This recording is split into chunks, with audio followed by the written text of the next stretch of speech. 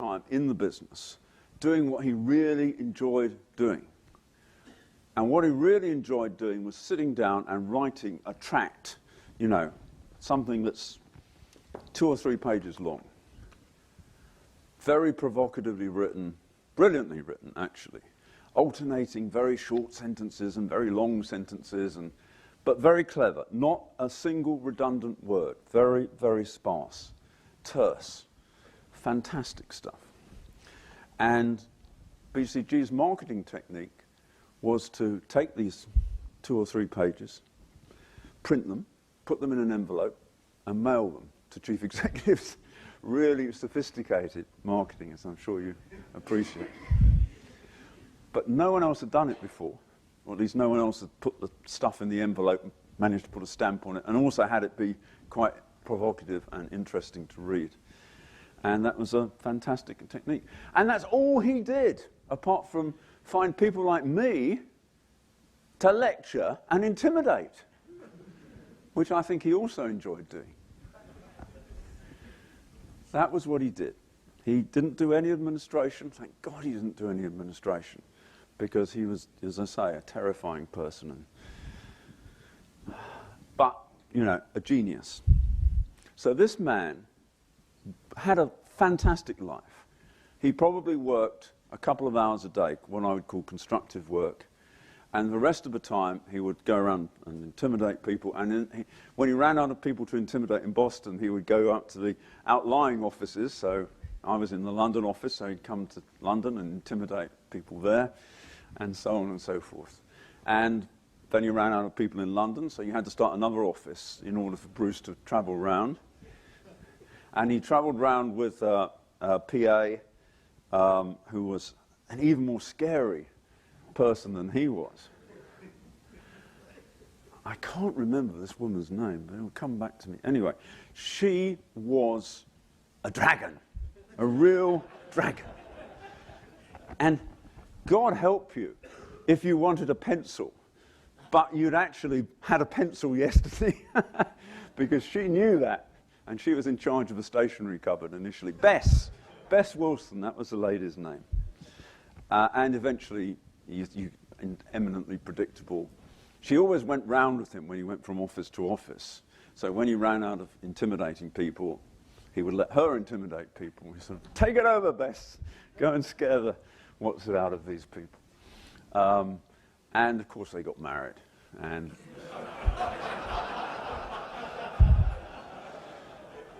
and it's a really heartwarming story, because they lived happily ever after. But this guy achieved more than anybody else, apart from possibly Bill Bain, that I personally have known. When he died, the Financial Times said that he'd had more influence, I know it was The Economist, said he'd had more influence on American business than anybody else in his lifetime. He preached the gospel of the experience curve and price reduction, and basically the idea that companies should have low margins but grow very fast, which I think is 70% true, or true rather in 70% of circumstances. And he preached the gospel of competition. He was against regulation before anybody else was against regulation. He was a Thatcherite before Mrs. Thatcher. He was a Hayekian after Hayek, but before Milton Friedman.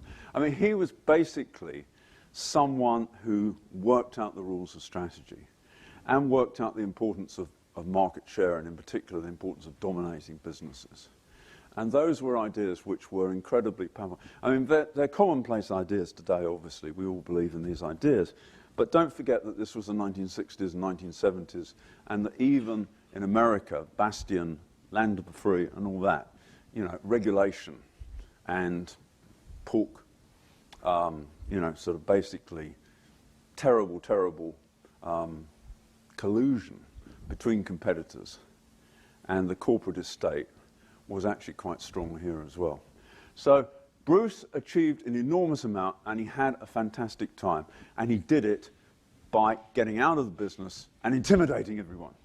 Not necessarily total role model, but he was incredibly influential. And the other thing was, he was incredibly ambitious as well. You know, he'd been fired from 4 or 5 jobs as chief executive. He was fired from Arthur Andersen. He was fired from, I can't remember the name of the other one, but another very well-known consulting company. And he always believed in his mission. He always believed in his star, as it were, not the star in the portfolio, but he always believed that he could create a huge and very valuable consulting firm, and he did. So that's Bruce. And the next up as my role model is this gentleman, William Worthington Bain Jr., known to his serfs as Mr. Big. That's what we used to call him, Mr. Big, or Bill. And Bill actually worked in the Boston Consulting Group. He was Bruce Henderson's chosen successor until he did something awful, which was he decided to leave and start his own business called Bain & Company. And Bruce Henderson said it was like Pearl Harbor all over again. So he didn't take it particularly well, Bruce. But Bill had an idea which was different from Bruce's idea. And yet he sold the same kind of consulting. And this is a general rule which I think is very, very important for people to realize, that you can have a business that does the same thing but does it in a completely different way and has a different client proposition. And Bill worked out that the way to get the most money and the most growth out of the consulting business was to change the relationship between the consultant and the client. And previously, even firms like McKinsey or the Boston Consulting Group had been quite deferential towards their clients. And basically, they wanted to pick up business from wherever they could, and they would do relatively short assignments, relatively small assignments. And they didn't have the self-confidence to try and redefine the client relationship in the way that Bill Bain did. And when I was about to be fired from the Boston Consulting Group, I decided, as a consultant, to go and interview with Bain & Company. And I just hoped they wouldn't realize that I was about to be fired, and they didn't. And they started to try and sell the attraction of Bain & Company to me. And I remember the guy, Jim Lawrence, who actually talked to me. He said, do you know any other consulting firm in the world? It's really quite a flattering thing, because I only knew one other consulting firm in the world. But do you know any other consulting firm in the world that behaves like this to its client? He didn't say behaves like this. He said, that will not work for a client unless he, and it was a he in those days, is the chief executive officer of the whole group. In other words, Bain & Company would not work for the heads of countries, it wouldn't work for the head of manufacturing, it wouldn't work for the head of marketing, it wouldn't work for anybody unless they were chief executive of a group. And there's a reason for that, which we'll come on to in a second. Okay, so that's one difference. The second difference is that this firm will not work except on very long-term relationships, on the expectation that if the consultants do a good job, they'll be there for years and years, decades even. The third thing which Bain & Company had, which was different, was that they had very, very large teams working within each client at a particular point in time. And so Jim went through all these things and said, do you know any other consulting firm? And I said, no, I don't. That sounds right. Good idea, and please can I have a job? So that's how I ended up working at Bain & Company. But the speech which Bill trained his trusted disciples, his lieutenants, to actually give went something like this. We've got something incredibly valuable to sell. So you imagine that you're the chief executive of the company. So I've got something really valuable to sell, which is we know how to increase the value of your company. Now, obviously, every chief executive is believing that and attracted to that. And the idea was that in that stage, not many people knew about the growth share matrix and strategy and all that sort of stuff. So it really was very useful. And in particular, it was useful to people who'd been appointed to fat and happy corporations from outside the industry. So they didn't understand the industry. They usually were quite afraid of the people who were running the key divisions or the key countries, the barons, as Bain & Company used to call them. And so the pitch was, Mr. Chief Executive, we will work for you. We will make you successful, obviously couched in slightly more diplomatic language, but we'll make you very successful, and we will work within the company. But we want, if we work for you, we will not work for any of your competitors, so your secrets are safe with us. We will not ever work for another company that's a competitor of yours. But we expect you to do the same thing. We expect you to actually not work with McKinsey or the Boston Consulting Group, our competitors. So the pitch is setting you up for a monopoly within the client organization, which is great. Thirdly, we need to have large teams of people in your organization because we need to change your organization in a fundamental way. And we need to have the energy and the ideas that our young consultants have got rub off on your rather more staid and not quite so intelligent, again, not exactly the words you use, people who are the managers in your organization. And moreover, final part of the demand was that if we do work which increases your profits and the market value of your company, and you get a 5 times return on our investment, your investment in us, so you spend $1 million and we find you $5 million of pre-tax profit in addition to that, which you get every year and you only have to give it to us once. We expect you not to set any arbitrary limit on the maximum budget that you can have in this particular, in your organization. So Bain & Company sort of went through this speech. Oh, and we also want you to refer us to other chief executives, because chief executive referral was the way that Bain & Company got its business. It didn't have a website. It didn't have any publicity. It didn't have a brochure, for God's sake. It did everything in a very esoteric way, which is, you're the chief executive. We want you to recommend us to your chief executive mates. And it was a fantastic way of selling, because in general, with the boards of directors, where in the US anyway, you're basically largely outside directors. So you had, the people who would sit on the board of Dun & Bradstreet would also be the people who were on the board of Baxter Travanel and so on and so forth. And so you actually migrated through the boardroom to other organizations, and you got recommended that way. This was a fantastic formula. And for 20 years, Bain & Company maintained that formula, and it grew at 40% a year. It became larger than the Boston Consulting Group that it had spun off from, and it had margins which were double the margins of BCG, which themselves were very high. So Bain & Company made about a 50% net margin after all costs during that period, and it grew and grew and grew and began to take over the whole world. And that was the system that this man invented. Now, how long do you think it took him to actually invent that? He'd been thinking about it for quite a time, obviously. And the speech was just a masterpiece of chutzpah, real gall. To actually, no one had ever said anything like that to a chief executive before, and I bet, I was present in some of those conversations as a junior partner eventually. And you could see astonishment on the face of the chief executive presented with this proposition. But Bain would sort of be very nonchalant about it and say, you might think it's completely outrageous, and fine, we'll go down the road and work for somebody else. It was a really, really powerful speech. Anyway, he invented the system, and then he got everybody else in the organization to do his work for him.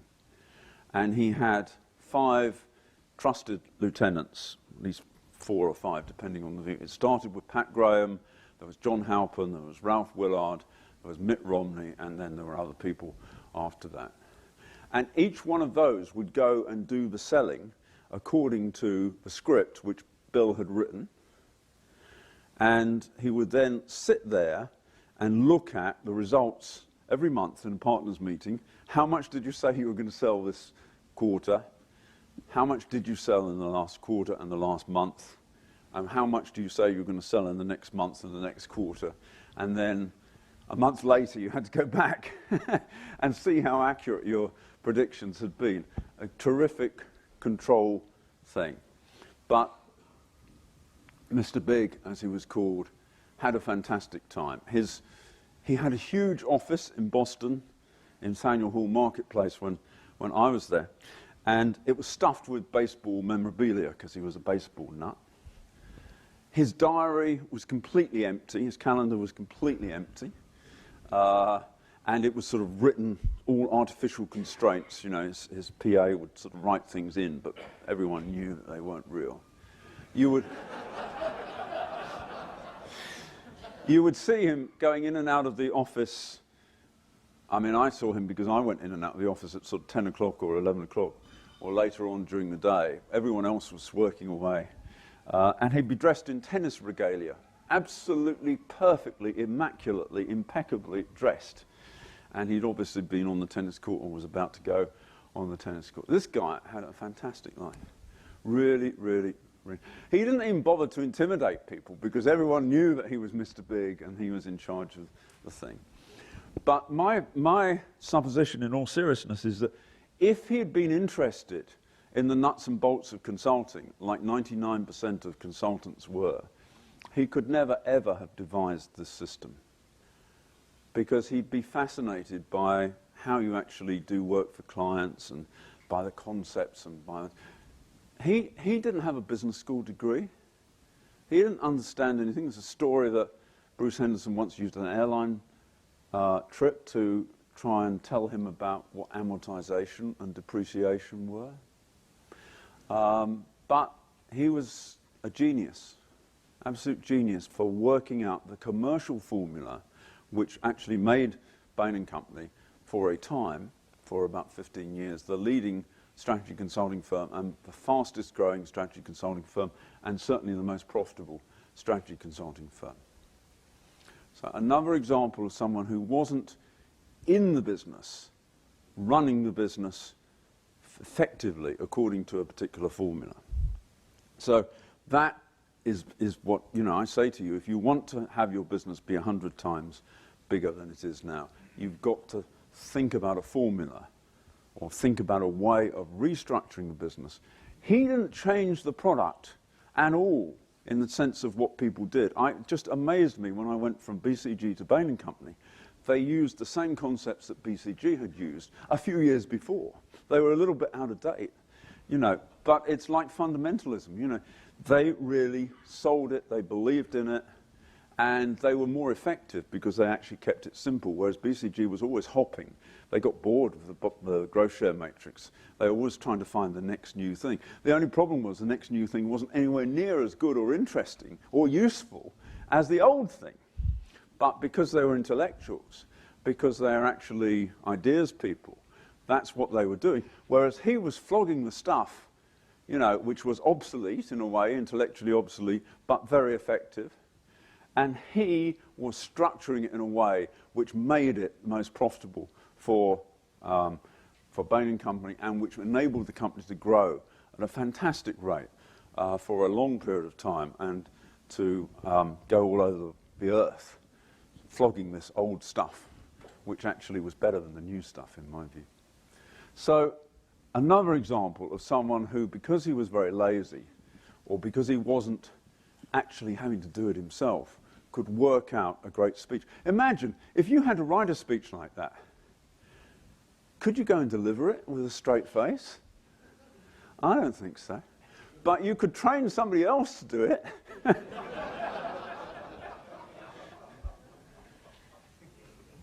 And they had better, well, keep a straight face, otherwise they'd be in trouble.